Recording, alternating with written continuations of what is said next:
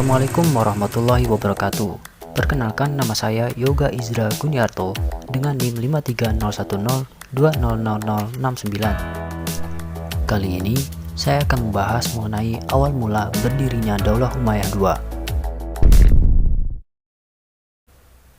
Berdirinya Daulah Umayyah II berawal dari keruntuhan Daulah Umayyah I di Damaskus yang terjadi pada tahun 750 Masehi. Ibu kota Damaskus pada saat itu dalam kondisi kacau. Pemberontakan Bani Abbas telah sampai puncaknya. Kota-kota besar pun berhasil direbut. Masyarakat luas sudah terpengaruh dan mendukung pemberontakan ini. Sampai-sampai sebuah titah pun diberikan yang berbunyi, "Buruh semua keturunan Umayyah."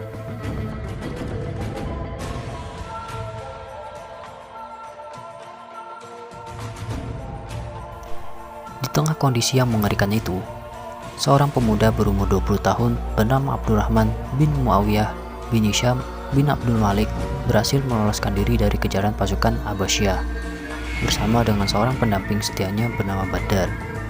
Mereka berusaha untuk kabur menuju wilayah Maghrib, lebih tepatnya ke daerah Ceuta yang sekarang menjadi wilayah Maroko dan sekitarnya. Mereka berlari ke arah sana untuk menemui sanak saudara dari ibu mereka yang berasal dari daerah Maghrib ataupun Ceuta. Kehidupan ala istana yang dirasakan Abdurrahman selama ini berubah 180 derajat. Ia terlunta-lunta dalam pelarian panjang menuju Maghrib atau wilayah Ceuta, benar-benar menempa mental seorang pemuda 20 tahun. Bertolak dari Syam, mereka berjalan secara sembunyi-sembunyi menuju ke Irak. Sesampainya di tepian sungai Eufrat, mereka berhasil terkejar oleh pasukan Abbasiyah. Abdurrahman bin Muawiyah terus melanjutkan perjalanannya menyeberangi sungai Eufrat. Ia berhasil lolos dari kejaran pasukan Abbasiyah dan terus melanjutkan perjalanannya. Melintasi panasnya gurun Syria menuju ke Palestina, melewati gersangnya gurun Sinai, memutari kota-kota besar, melewati bukit-bukit berbatu, dan Sahara tandus yang sangat terik. Sesampainya di Burqah, Libya, ia bersembunyi berbulan-bulan lamanya sampai masa pengusiran dan pencarian mereda. Setelah kondisi membaik, ia melanjutkan perjalanan ke Kairouan, Maroko. Pada saat itu, daerah Maghrib tunduk kepada Emir Andalusia yang berkedudukan di Toledo. Maka kemudian dikenallah Abdurrahman dengan julukan Ad-Dakhil yang berarti masuk atau dapat diartikan sebagai Abdurrahman sang imigran.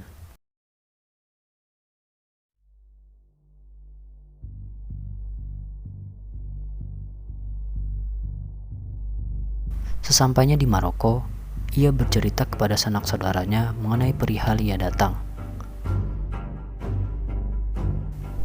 Kemudian, pamannya dari pihak ibu memberikan perlindungan kepada Abdurrahman ibnu Muawiyah bin Hisham Ad-Dakhil bersama dengan para pengikutnya yang ia himpun selama 5 tahun saat perjalanan ke Ceuta, Maroko.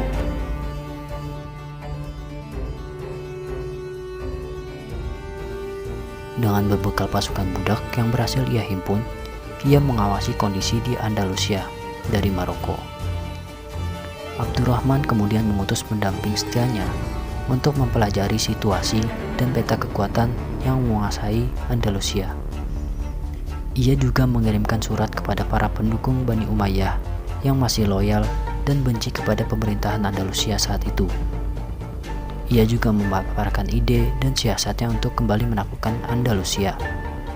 Semua gerakan itu dilakukan oleh Abdurrahman Ad-Dakhil secara sembunyi-sembunyi bertahun-tahun lamanya. Sampai waktu yang tepat pun datang.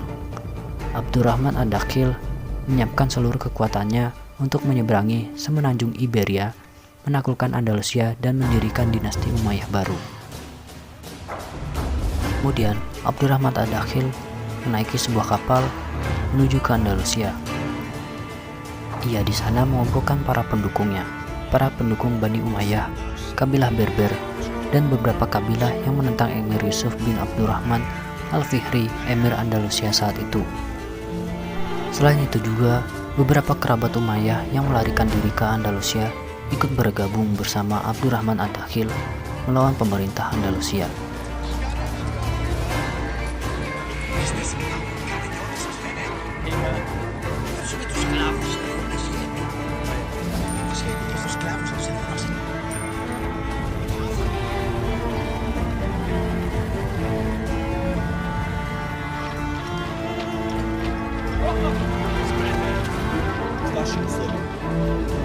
أهلا بك يا سامي.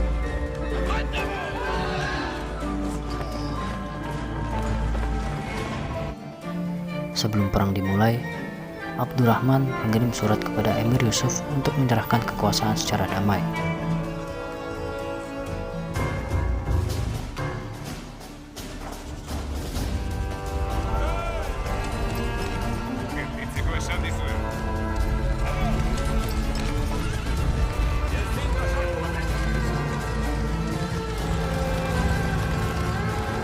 Akan tetapi, surat itu ditolak oleh Emir Yusuf sehingga pertempuran pun pecah.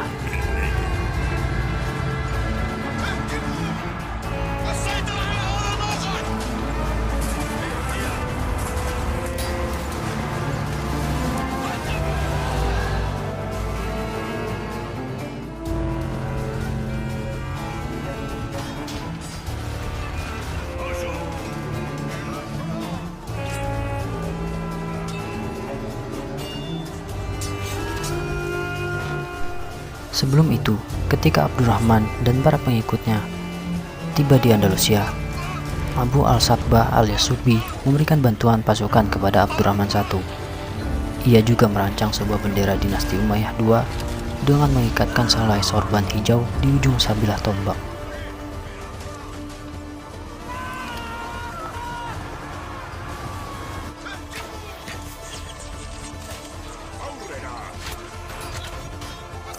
Kekalahan Yusuf al-Fihri membuat Cordoba dapat ditaklukkan. Namun dalam perjalanannya, di Cordoba masih terdapat pemberontakan, akan tetapi masih bisa diatasi oleh Abdurrahman I.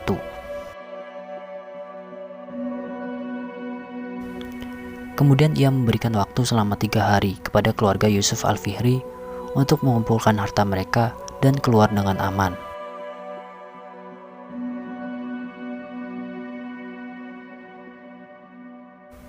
Abdurrahman I kemudian menempatkan ibu kota di Cordoba. Dengan pertimbangan strategi dan politik, pembangunan besar-besaran dilakukan pada masa ini di Cordoba, seperti masjid, lembaga pendidikan, dan perguruan tinggi, saluran air dan irigasi untuk keperluan pertanian, serta membangun taman indah yang disebut Arusafah, seperti taman di ibu kotanya dulu, Damaskus.